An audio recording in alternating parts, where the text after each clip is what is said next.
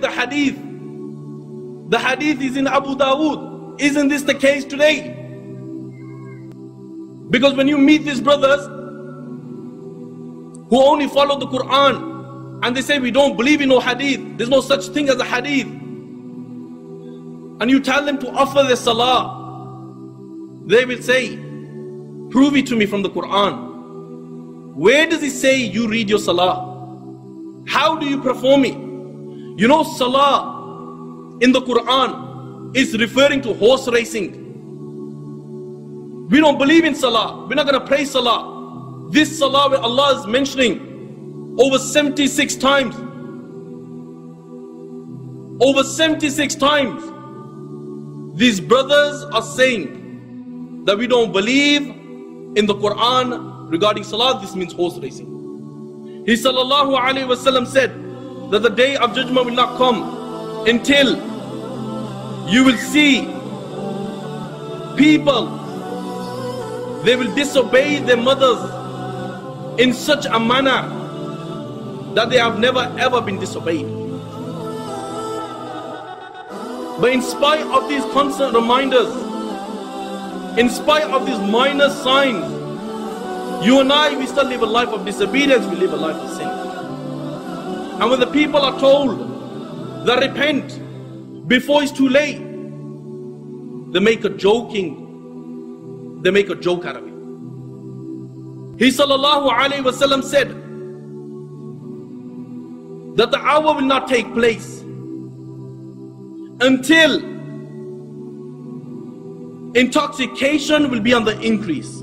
Isn't this the case today? These constant reminders, yet we live a life of disobedience, we live a life of sin. He sallallahu alayhi wasallam said that after the minor signs, the major signs will take place. And after the major signs, the hour will come. I ask, did you know a day will come that a child will try to behead his own father? I ask, did you know a day will come that a mother of two, she will take her daughters, Muslims, she will take her daughters clubbing, and when she is asked, where is your husband? And she will reply by saying that he is on a taxi job. I ask, did you know a day will come that a child, the age of 11, he will return home one day and he will rape his own two little sisters, and he will say, I've learned this in school. I ask, did you know a day will come that they'll have a homosexual imam and there'll be homosexuals praying behind them and they will think it's normal? I ask, did you know a day will come the father and daughter are watching a film, time passes and they commit zina with each other? I ask, did you know a day will come that when a Muslim is told to hold the Quran in the city center, he will say, brother, my mates are watching me. Don't tell me to hold the Quran, people are going to laugh at me. The girls are going to laugh at me. And when he's told, brother, put it in your bag, he will say, I could not take the risk. Why? Because people are watching me. So one of the brothers puts this Quran, the book of Allah, in the bag for him, and he hands it to him, and he says, brother, don't give it to me, give it to my mate, he will carry it for me. I asked, did you know these days will come? He sallallahu alayhi wasallam said that time will come that people will be committing sin, and all of a sudden people's faces will be transformed into monkeys and pigs. And the same winds that destroyed the people of Lut, the same winds, the same stones will come and destroy these people. The same stones will destroy these people. The same winds that destroyed the people of Ad, the same winds will come and will destroy these people. And the earth will be open and it will take them in, and down they'll go right till the day of judgment. The day of judgment is close. But in spite of this, we brush it under the table. He sallallahu alayhi wasallam said that for 40 years there'll be no iman.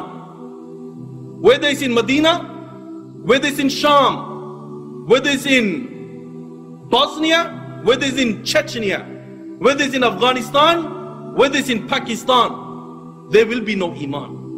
And then all of a sudden, on a Friday, he sallallahu alayhi wasallam said that the hour will come. It will come on a Friday. He sallallahu alayhi wasallam said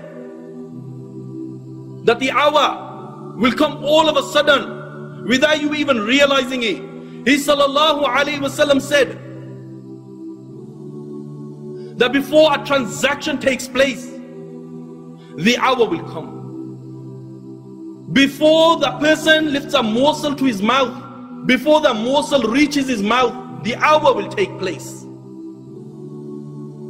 And Allah the Almighty will order Israfil alayhi salam to blow through the horn. This angel is such that his eyes are fixed on the throne of the Creator. This angel is such that one ring of his horn is bigger than the east and west put together. This angel is such that he does not blink. Why? Fearing that he'll miss the command of Allah. And when he blows through the horn, the Himalayas, the K2, the Everest, they will come to an end. The hadith of Abu Huraira comes to mind that the earth will shake, and the earth will shake in such a manner. Allahu Akbar, Allahu Akbar. You will see it will be like a vessel in the middle of the ocean getting battered by tornadoes. The horn is so terrifying. Allahu Akbar. You will see a mother who's got a baby in her stomach. When she hears the horn, she will miscarry her baby. Why? Because the sound of the horn is so terrifying that a child who's only 10 years old, 15 years old, 16 years old, his face will turn wrinkly, his hair will turn white, he will look like a person who's over 100. Why? Because this is the day of reckoning. And when this is taking place, the mother who's got a child, she on that day won't remember that she had a child. Why? Because the sound of the horn. The sound of the horn is so terrifying that you will see mankind will be in a drunken state, but in reality they won't be drunk. The hadith of Abu Huraira comes to mind. He said that Shaitan and his army will begin to run and they will begin to hide. They will begin to run and they will begin to hide. The Quran says on that day there is no refuge. He will look above the people, and what will they see? They will see the sky will look like the black filth of oil. It will crack piece by piece. The earth beneath them, it will crack piece by piece. The oceans will be on fire on that day, and they will explode from their places. Allahu Akbar. Picture this in your mind, that the oceans, they will be on fire and they will explode from their places. The stars will lose their shine and they will come crashing down, and there will be darkness everywhere. And when there is darkness everywhere, nothing will remain. Every single thing in the universe will come to an end. The hadith of Abu Huraira says that the angel of death, it will say to Allah,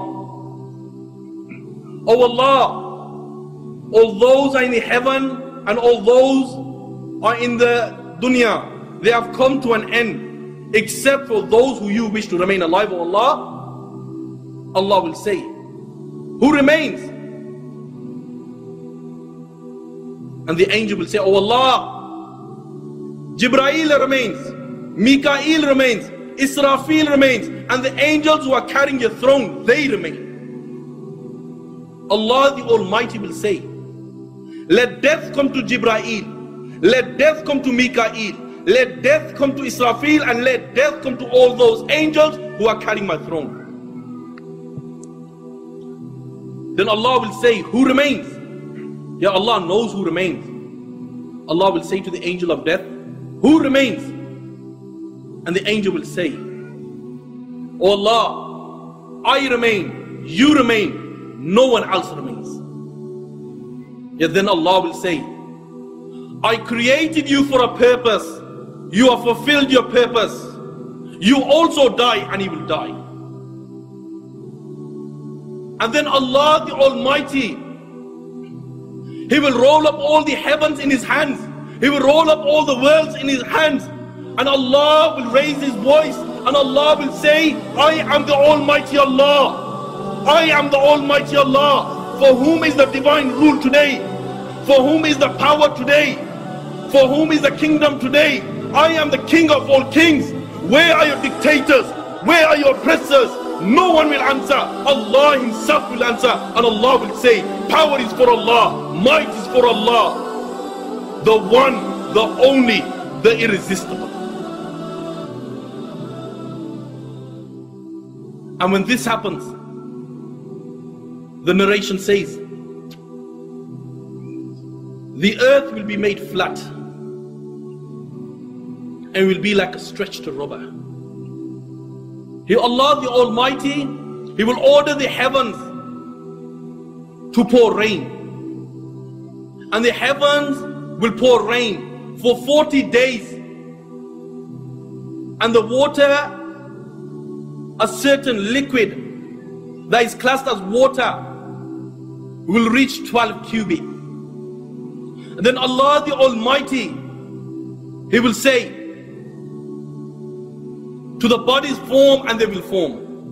And when they reach their complete, Allah the Almighty will say, Jibrail, Mikael, Israfil, Malak al-Maut, come to life, and they will come to life.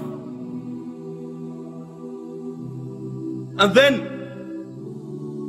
Allah the Almighty will say, bring the souls. And the souls of the believers will come. And they will be bright. Then the souls of the disbelievers will come and they will be born on the plain and they will be dark and murky.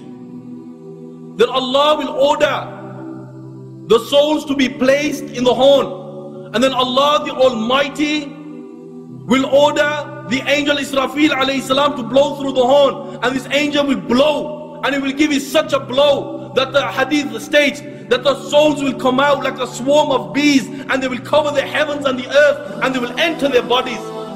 And everybody will be awake, they'll be naked, they'll be uncircumcised, they'll be barefooted and they'll be looking forward.